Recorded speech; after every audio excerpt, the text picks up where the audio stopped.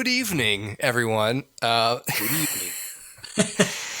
You just missed a great and wasteful mic check. Other than that, feeling pretty good. How are you, Dustin? I'm good. I don't think it was wasteful. I think it's wasteful if you don't figure it out. Yeah, that's true. Well, we did figure it out, and the problem was me.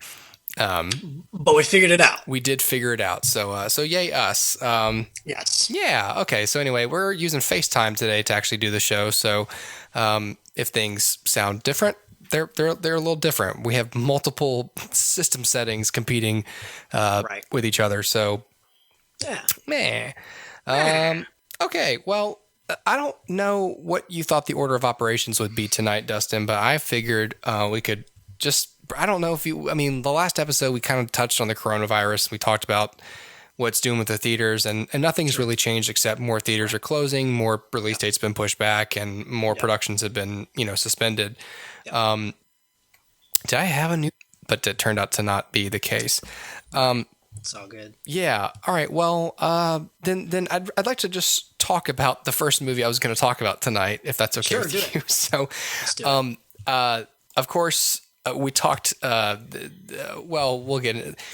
Never mind. I'm just as bad at hosting as I have always been.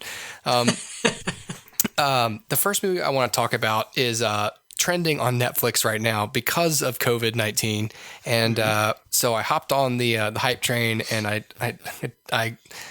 got on the Trendy Express, and I watched Outbreak. I'm gonna play the trailer.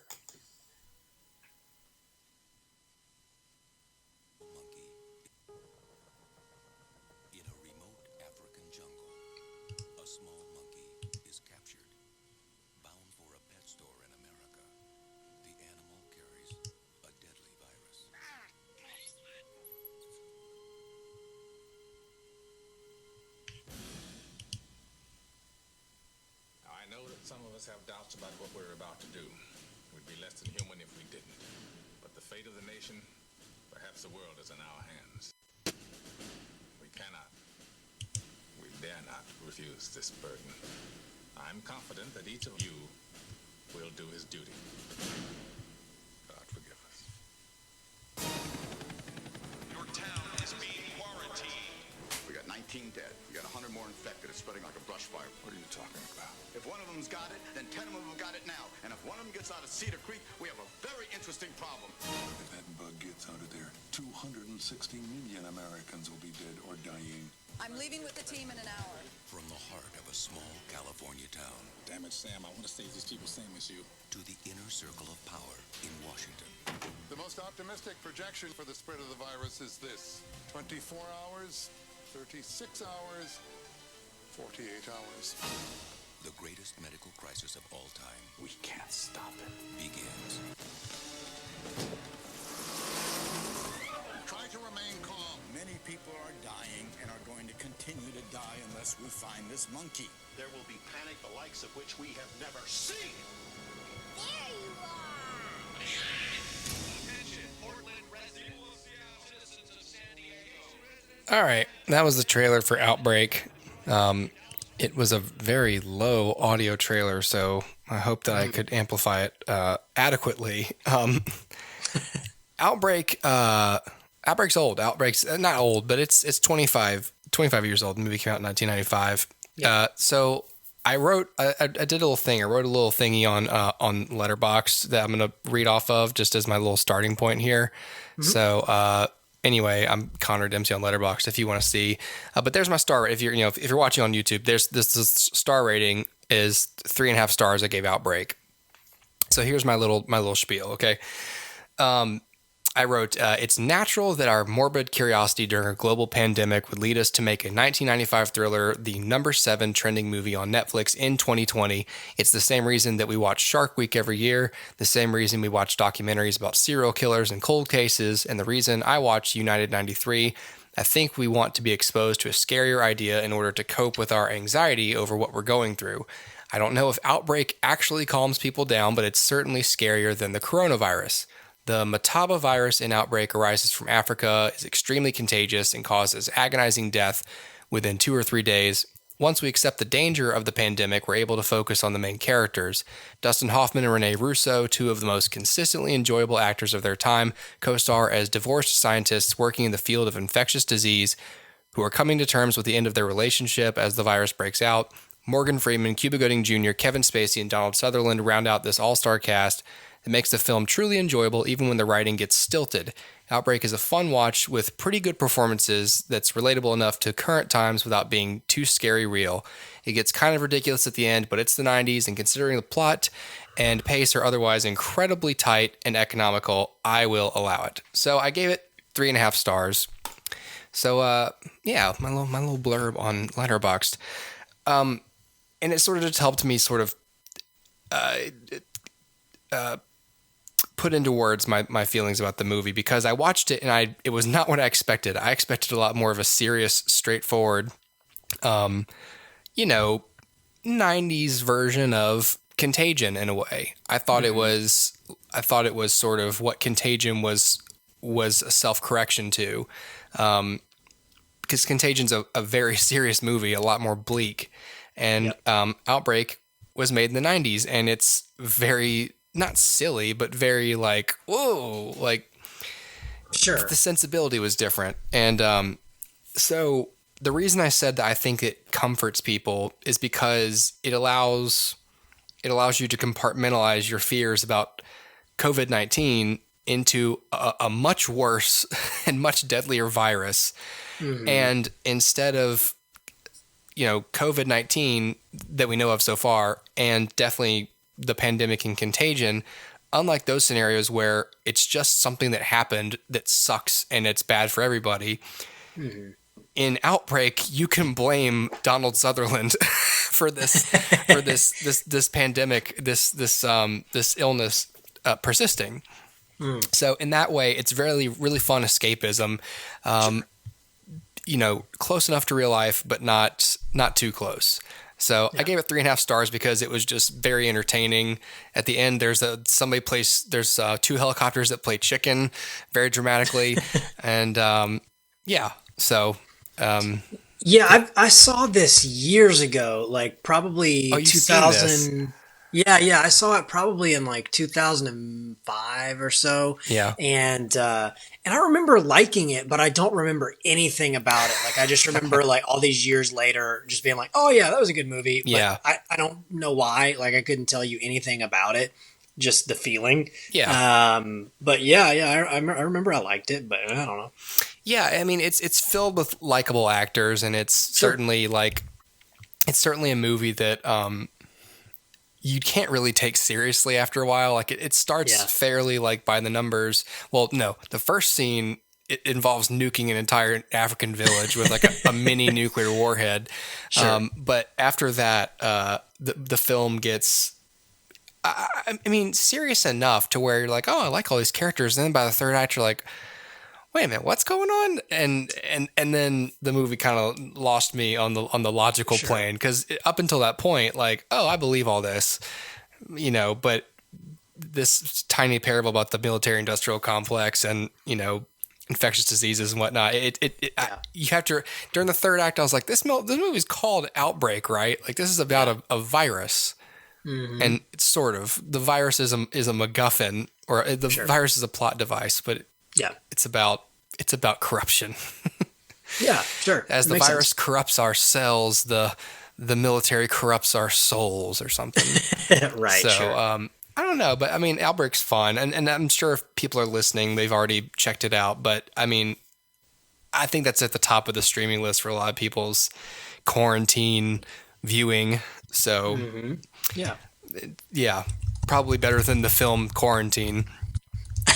But that's what we watched. My wife and I watched that. It was kind of bonkers, but we had fun. Yeah. And I mean, I'm not giving this like a rating, this other thing, but there's also a Netflix documentary series called Pandemic that we were watching before Outbreak, and that we were watching that because it was flu season.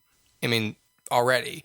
So it was more about the flu season last year, and the Ebola virus and kind of all the diseases that were going on, the past few years and up to last year with influenza, and just about how these different groups of scientists or health workers deal with this sort of thing, and essentially just gives you a look into the system of like whether it's the New York office, lobbying for funding, or this experimental lab lobbying for funding and grants, or the health workers on the ground in the Congo with Ebola, or doctors in India. It's kind of a scary, a lot more realistic, obviously, look at this whole kind of deal. So while it's also not directly about the coronavirus, it kind of, if Outbreak's the shallow end, Pandemic is the deep end, where it's a lot more like, all right, now you're an adult, and I'm going to tell you about diseases. Yeah. So I don't know. That's also on Netflix. So if you're on Netflix, that's probably a pair you could check out. So yeah. Cool. Okay. Well, let's move on from those things, and let's talk about something fun, Dustin. Sure. I'm going to play the trailer for your movie, which was How to Train Your Dragon 3. Yeah, The Hidden World. The Hidden World. And where is the trailer? I lost it. I got it.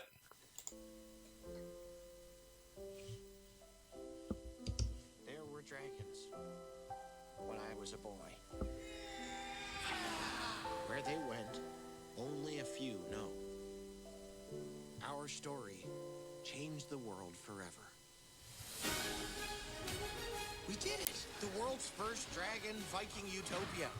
Your utopia, maybe. Mine's less crowded and more... Oh! Sanitary. Hey, bud, wait up!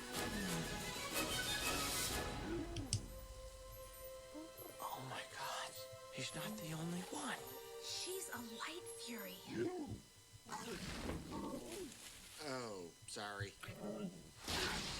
Did she just disappear?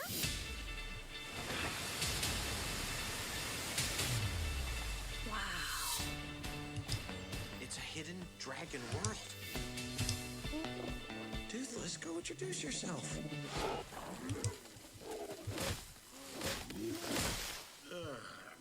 Found my heart, broke it, made friends and lost them through the years. Toothless has a girlfriend. I've hunted every night, Fury. Except yours. Hand him over. I will never give him up. Then I will destroy everything you love. We are no longer safe here. We all have to disappear, completely off the map. We have to fight for their freedom. Come on, buddy. You're nothing without your dragon. Attack! Show them what you got, bud.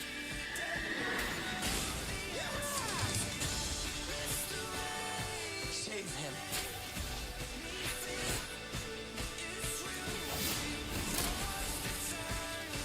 It's you and me, bud. Always.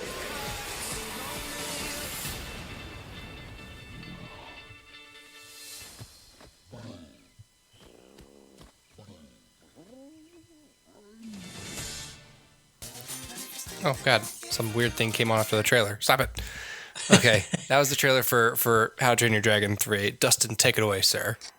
Yeah, so before I do, I want to ask you, have you seen any of these movies? I have seen probably all three. I've seen the first. What was the second one about? That was about the whole island full of them, right? Yeah, that was and his mother.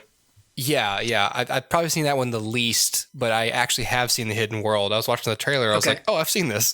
You've seen this? Yeah. So I obviously saw How to Train Your Dragon back in 2010 when the first one came out. Right. And then with 2 and 3, while I've had interest in them, I kind of wait till they're available on streaming. Like I don't go to the theaters to see them, and I don't buy them when they come out. It's just kind of like, I'll get around to it when I get around to it. Yeah. And I'm always glad that I do. But that's sort of this weird territory where my fascination with this franchise lies. Like, I like the franchise and I like this film in particular. We'll just keep it to this film. I like this film, but it's one that I think ultimately is kind of forgettable, and it's weird because it's strange that something is both good and forgettable. Something is both like not a waste of your time, but not necessarily, Time well spent. yeah, exactly. It's Yeah. so weird. But so this story here is not too dissimilar from the other stories. It stars our hero Hiccup and his dragon Toothless, and they are being hunted by a notorious dragon slayer who is also on the hunt for the hidden world, which is where all the dragons come from, and he's trying to, I guess, slay all the dragons and put them back in their hidden world, so they're not in our world at all anymore, and whatever. I don't know, typical, twirl your mustache villain bad guy, and so the film is all about Hiccup and his, interactions with this villain and trying to stay one step ahead and keep his dragon friends safe.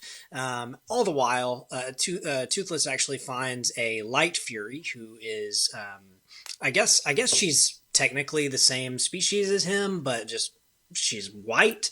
And so anyway, she's a female and he's a male, and so they, want to, reproduce, I guess, the all the urges and stuff. So All the they fury. yeah, right. So they they kind of run off together, and Hiccup is kind of torn between, is this a good place for my dragon to be? Is it better for him to be with his own kind or with me?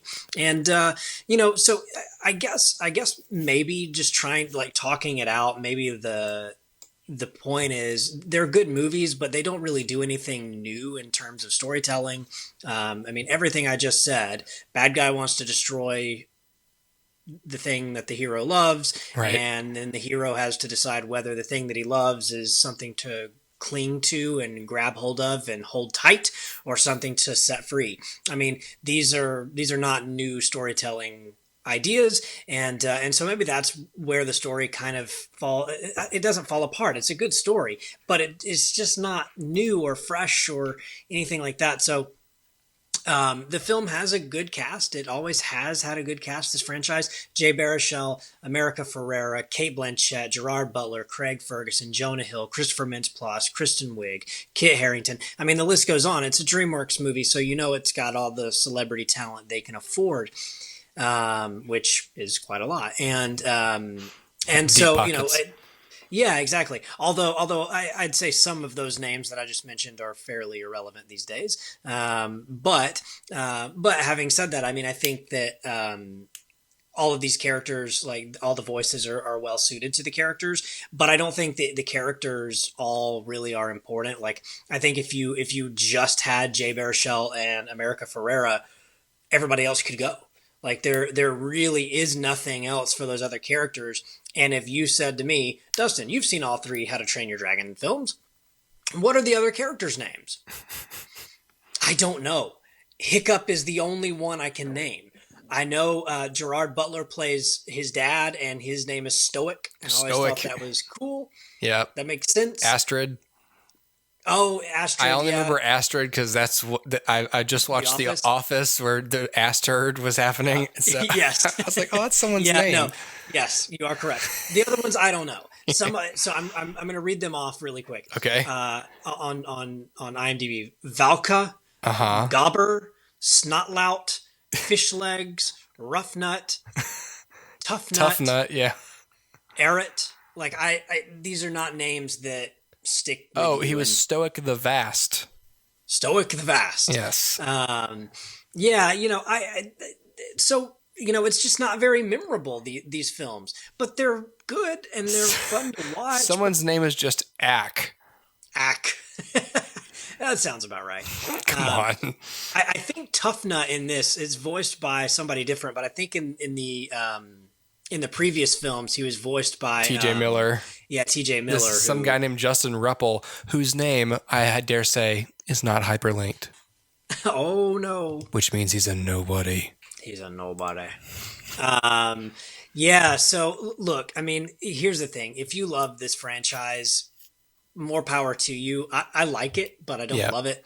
And I think there's a lot of really great ideas here, but they just kind of don't launch into anything super original.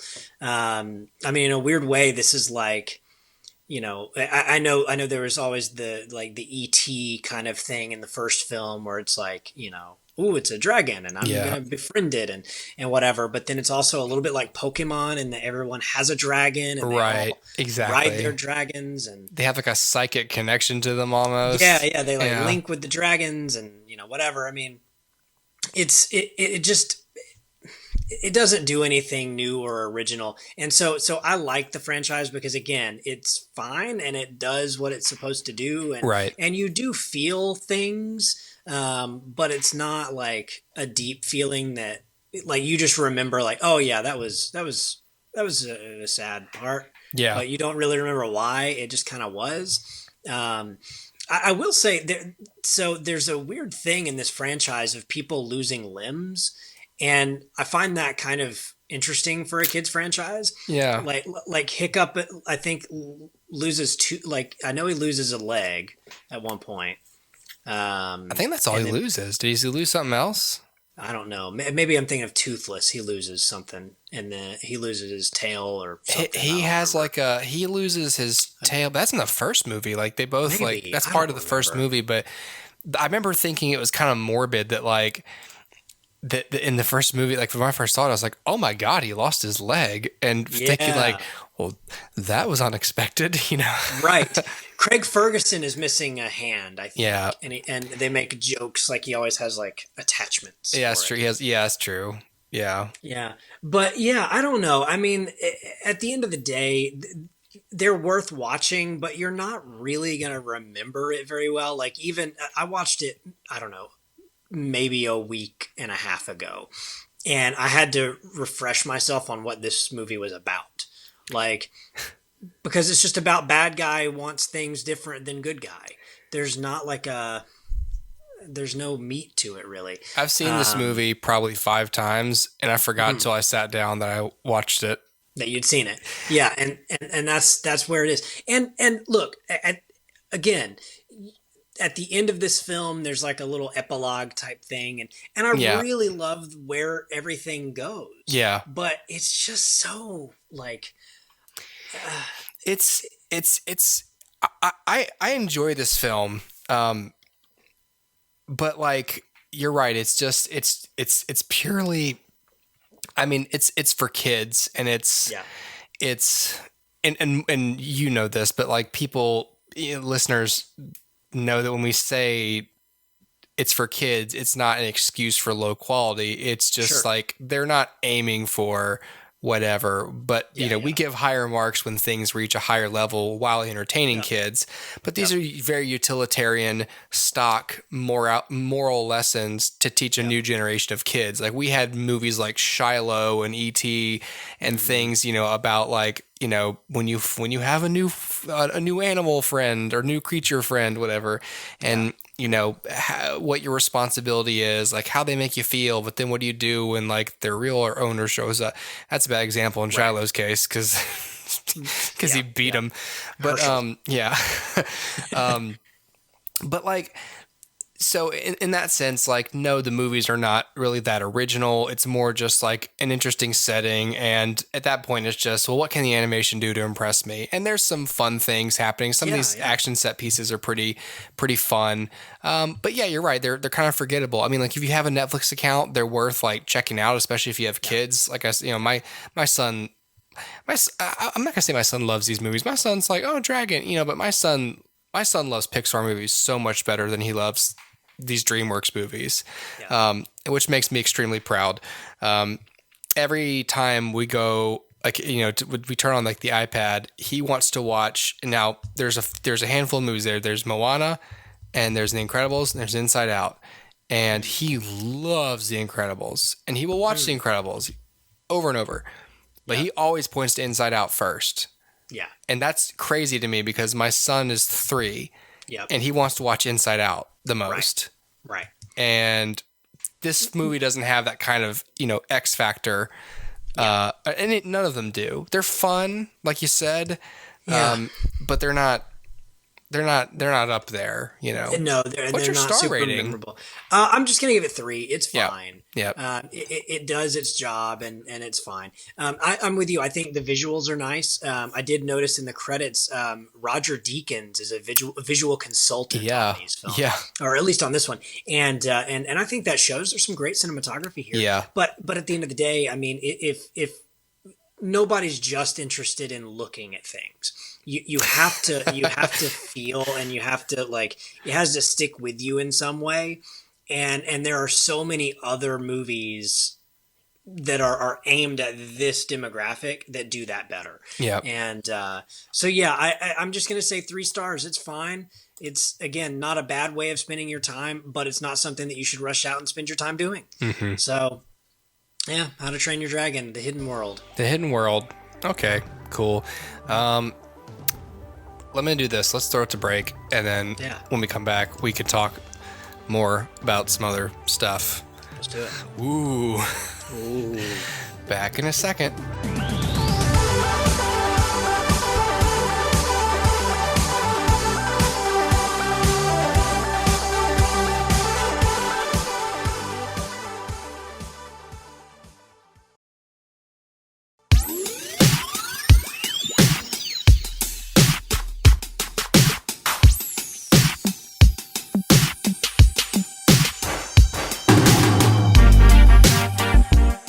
Okay.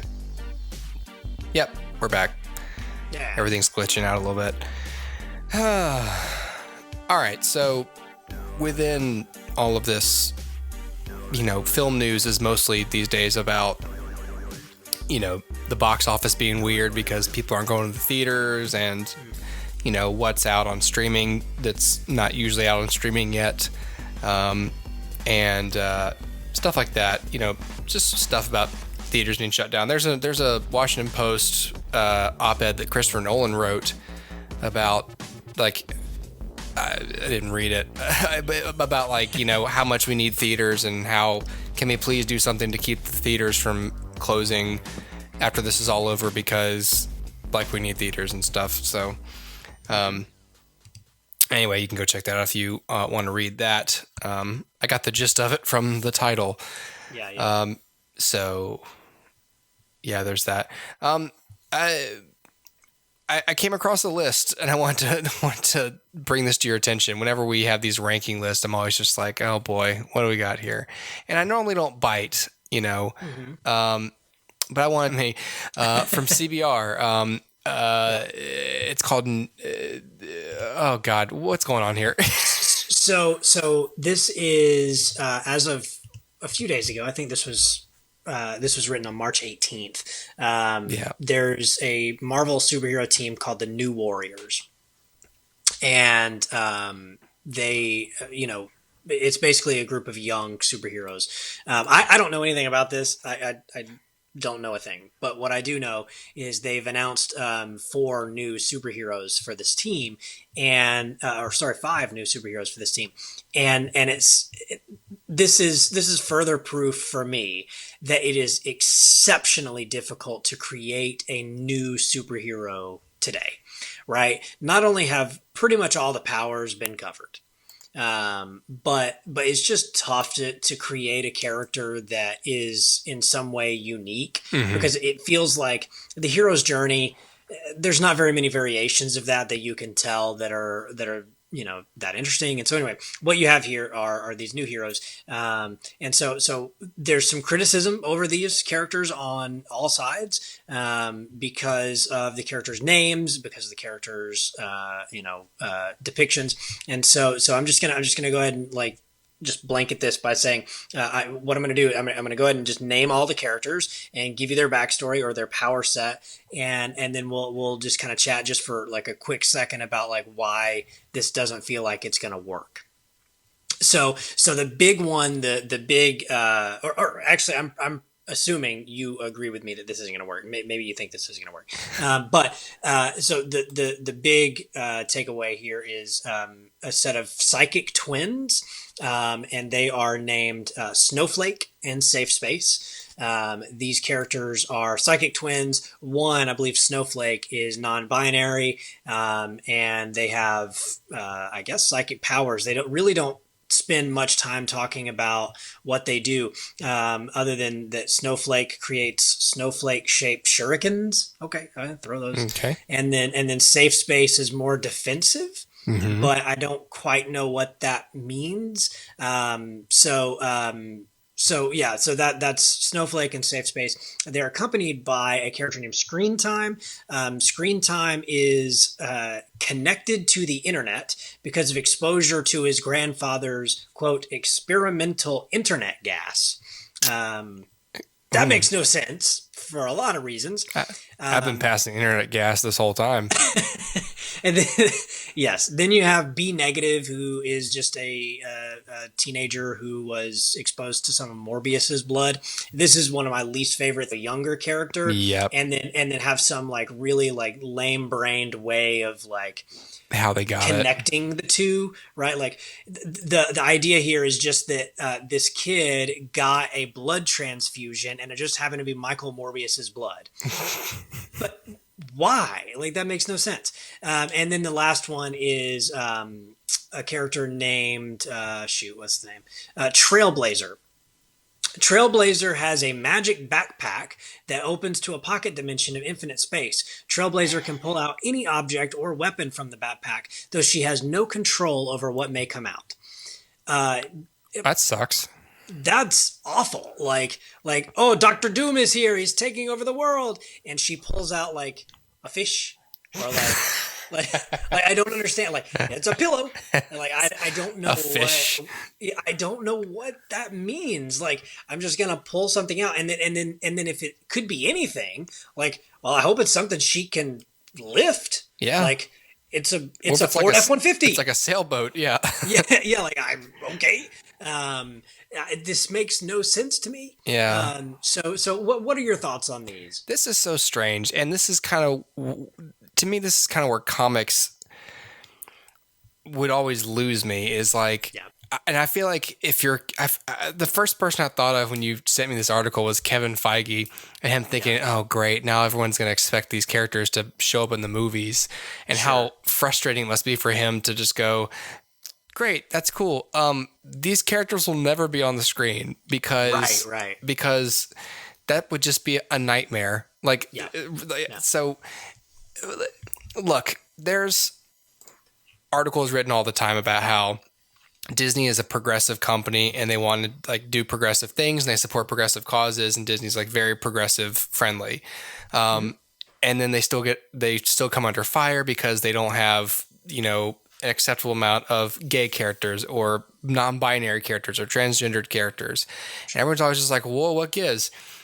And it's, other than like just let's appeal to the broadest demographic and make the most money, the Disney brand is still families. And it's hard to sell those types of things to families.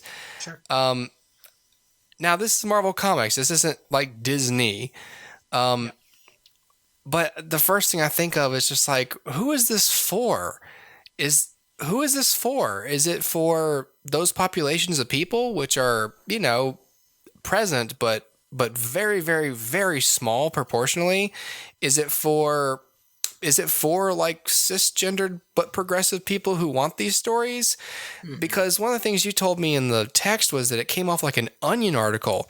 And I'm sitting here, when we were in college, I took a psychology class and they had us make a superhero to express like one of the five senses, I think. And I made a superhero named Olfactus. Okay. And he had super smell. And I had to draw him. He was a giant nose with legs and feet. Yep. The legs came out of his nostrils. Like it was a person, almost like a person in a nose suit. Yes. And that's all I thought of while I'm reading all this was like, oh God, this is not an intentional pun. But these names are so on the nose. Yes. because it's Snowflake. Oh, it makes snowflake-shaped shurikens, and she's non-binary. So haters would call her a snowflake, and there's Safe Space who has defensive powers, and based on the logo on his outfit, I'm guessing he can make some sort of force field to shield people from hate and white people, and like and all these other people. It's like these are just face value representations of groups of people. Like, you may as well make a character named Ginger. It's a redheaded guy, and he throws dust at you, and if it gets in your eyes, it really fucking hurts. Yeah. But if you eat it, it makes your tummy ache go away. Mm-hmm. And that's Ginger. He's redheaded. Yep. Don't be mean to him, and please give him sunscreen. Yep. That's how I feel. I hope that answers your question. Yes. No, I would agree. You know, again, it's one of those things like Stan Lee and Steve Ditko and all of the creators over at DC throughout the years, you know, the characters that stuck around and the characters who have been important are important because not because of who they represent or what demographic they appeal to, but because they can be appreciated by all. Yep. Right? Like that's the thing that makes Batman special is you don't have to be a white rich guy to love Batman. You just have to be a person that breathes. Yep. And so I'm not saying, because this is just announced, we haven't read like a story with these characters in them. But it does, you're right, feel a little bit like, and especially when you put all of these together, they have the images of all of these. When you put them all together, it feels more like a checklist of like putting together different images of people together into a group, and just so they have someone to, I guess, latch onto. Right. And look, that's a great thing. That can be a great thing. Like that, it is a great that's thing. One of the great things about superheroes. They are avatars for people and groups of people. Correct. But does it have to be so obvious and with seemingly little thought behind it? Well, and that's what I think a lot of the pushback, even from the people who are represented here, is why is it so stereotypical, and why is it so fundamental to the character's identity, as opposed to they're relatable because they have to pay rent and they have, whatever, and like they have an aging aunt. And you know what I mean? Like those are things that people deal with. Yeah. And so granted, there are a portion of the population that deals with issues just like these. Yeah. However, it seems to me, story-wise, you would first ask, especially in a broad medium like comics, how can we make this character relatable to all before we make them specific to some? Right. And this seems the reverse of that, where it's specific first. Yes. And that's going to close the gate on some people who, by the time you get to the point where they have an aging aunt or they have to pay rent, you've already alienated some. Yeah, exactly. And so I think that's the problem. And again, it's not that you would have to do it the reverse of this and say, okay, aging aunt have to pay rent, and then 10 issues in, you reveal that they're non-binary. Like, you don't have to slowly dole out the information. They can be whatever from the start, but you have to start it as broad as possible with here's the character we want you to relate to, and here's why. But I think that's the problem. And then additionally, I think the names are a problem, right? Like, say what you will about Snowflake and Safe Space, but Screen Time isn't any better. B Negative isn't any better, and Trailblazer isn't any better. No, these aren't names that like a kid would be like, I want to be Negative, and like play it on the recess playground or whatever. Right. But like, I just feel like this is a huge misstep and whatever, and it just kind of shows that the cards are. We're really, really, really desperate for specific attention. Yeah. Rather than we really, really are desperate to tell you good stories. And I would have no problem with any of these characters if it felt like it was story first, and then whatever specifics later. Is Feige over comics yet? Is he integrated, or is that still like to come? I'm not sure. Not sure. These things take so much time. I would imagine this is something that happened well before. Yeah. So yeah, I don't know. But I do think like, regardless of even all the stuff we've talked about, it reeks of like comic garbage, like I said, where it's like a vague relation to an existing character or something that makes no sense, like experimental internet gas. Right. That's a quote that I can't get over because I'm like, that makes no sense. What is the internet gas? Yeah. What's Why do you need experimental it? about? What does it mean? Do you mean Wi-Fi? Yeah. I don't understand. Are we being gassed right now? Yeah. What does that even mean? You have to spray a gas to use the internet? Do routers make gas? I don't get it. I don't understand. And then the other quote, and I sent this to you earlier, is crap. Where was it? The psychic twins are fully aware of the online connotations of their code names. They see being superheroes as, quote, a post-ironic meditation on violence, on using violence to combat bullying. I think what I texted you was, I'm either too smart or too dumb to understand what that means. Yeah. And I don't know which it is, but why can't a hero just be a hero? Like, I want to do what's right because with great power comes great responsibility, which is the cornerstone of all Marvel comics ever, not just Spider-Man. Yeah. No, I think you're right on the money on this. I think that you're right. Like, the thing to do, and this is where art meets commerce also always, but this is also just good storytelling. You got to bring people in. And if you want to reveal character, which you have the luxury of doing over a bunch of comic issues, like, you have time to introduce character specificity. You start, I mean, hell, you don't have to change the way you draw them. People will pick up on that, be like, I'm really enjoying the new Warriors. Did everybody else think that Snowflake is kind of androgynous looking? Is anybody else picking up on that? Oh, that's weird. I don't know. Anyway, I'm gonna keep reading. I'm really into like her struggles, and I want to know what's going on there. And then 3 years into the issue, it's finally revealed. Like, yeah, I actually don't want to be called she. And then there you go. It's like, oh.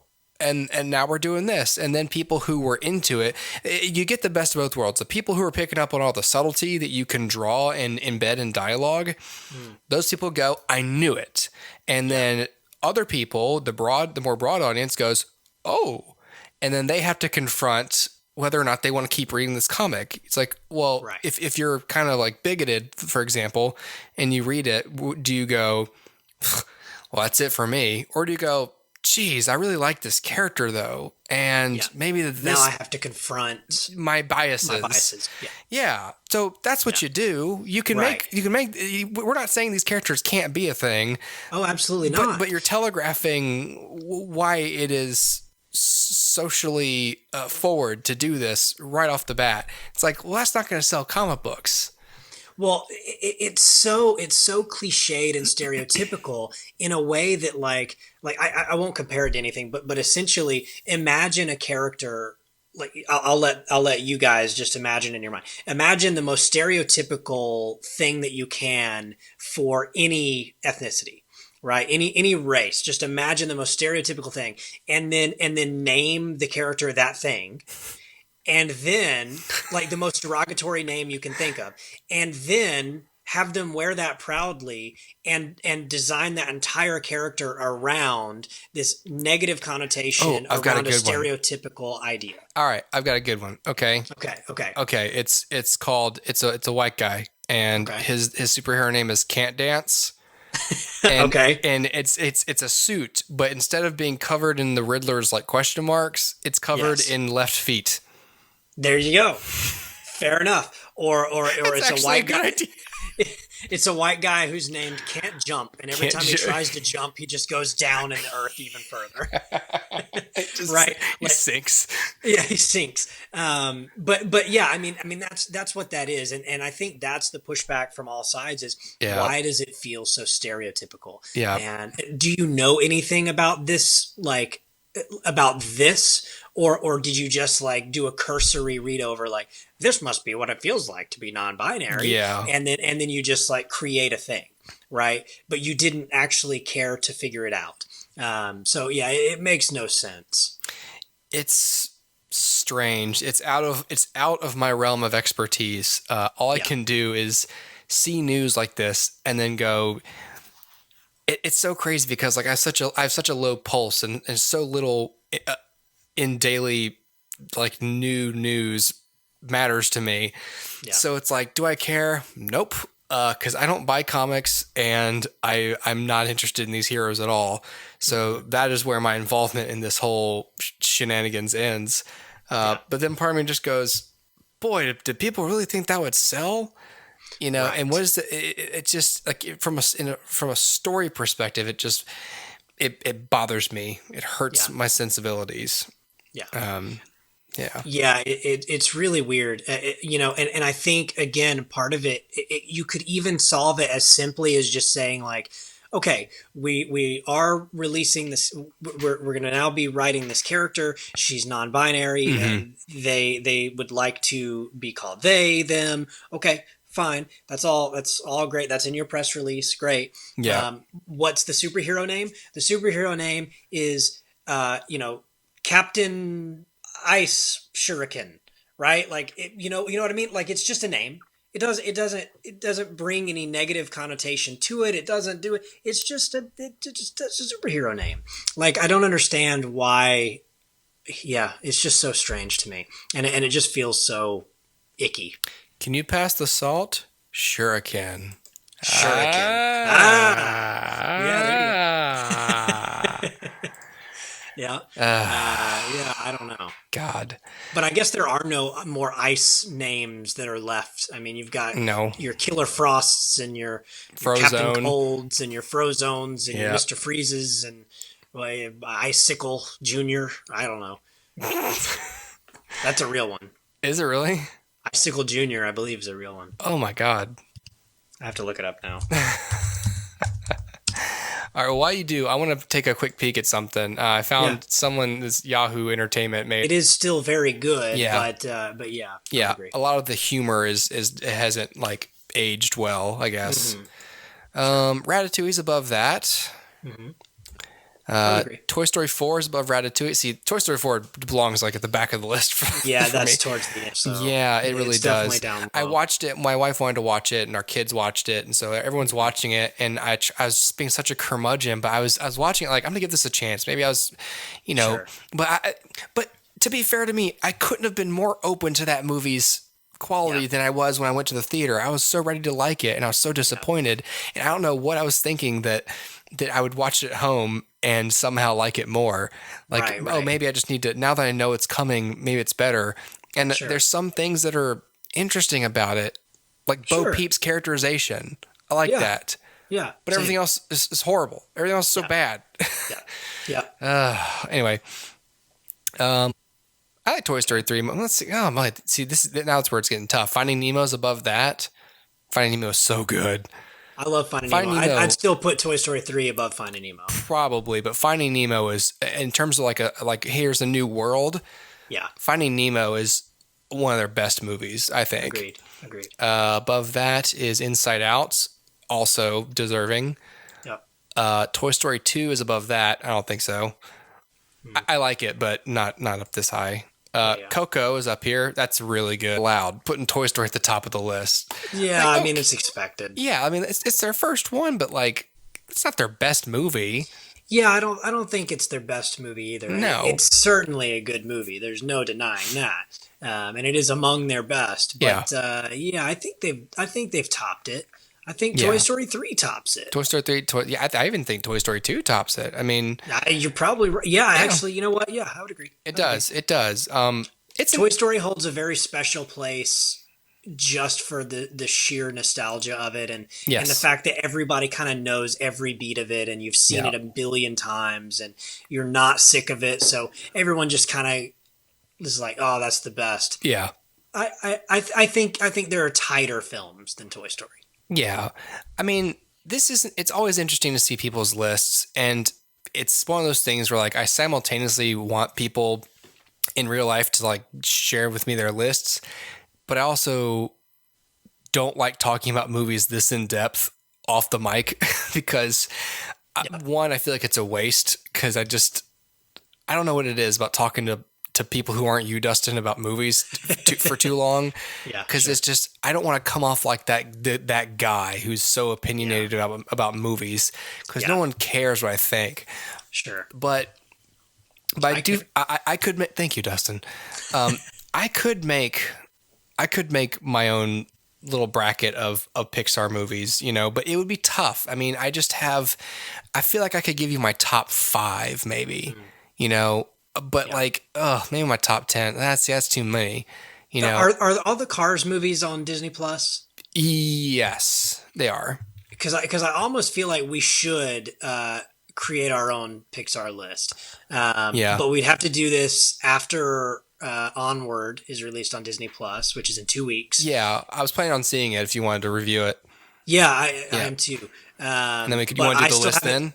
I still haven't seen Cars 2 or 3, so I've got to watch those. All right, yeah. And then Well, you don't have to watch them both, but you need to watch them both for this list. Yeah. I'm just going to say this. Cars 2 is completely ignored in Cars 3. It never happened. Sure. Okay, gotcha. It's never talked about, but sure. You're going to have to watch it. I've got to watch it. You got to watch it. It's always been on my list. Cars 2 and 3, I've got to watch them. Yeah, you got to watch them. But it's just like, I really like Cars 3. I've heard that. Yeah. So I do want to watch it. Okay, maybe when we talk about Onward, we can do this list because we can actually compile it. Because I'd be into and again, like I think once we get to the top of the list, any good list with contentious contenders, it's just going to depend on your own personal thing. I got to figure out if I like Incredibles 2 more than Incredibles 1. I think that they're just both so good. They are great. I think they're both so restrained in their action. I think Cars is, when you think about it, there's only 2 races in that whole film. The first race and then the final race. Yeah. The rest of it's character. Right. It's crazy.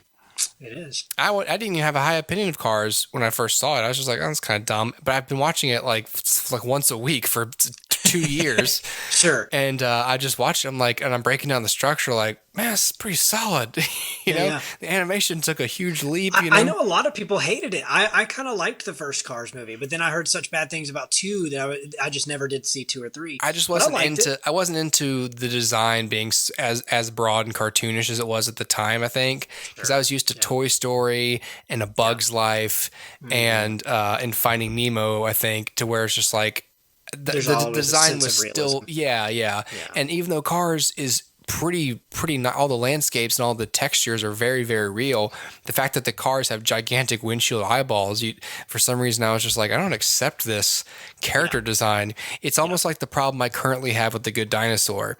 Like, oh my god, this environment looks so good, but this super simplistic design is pissing me off and throwing me.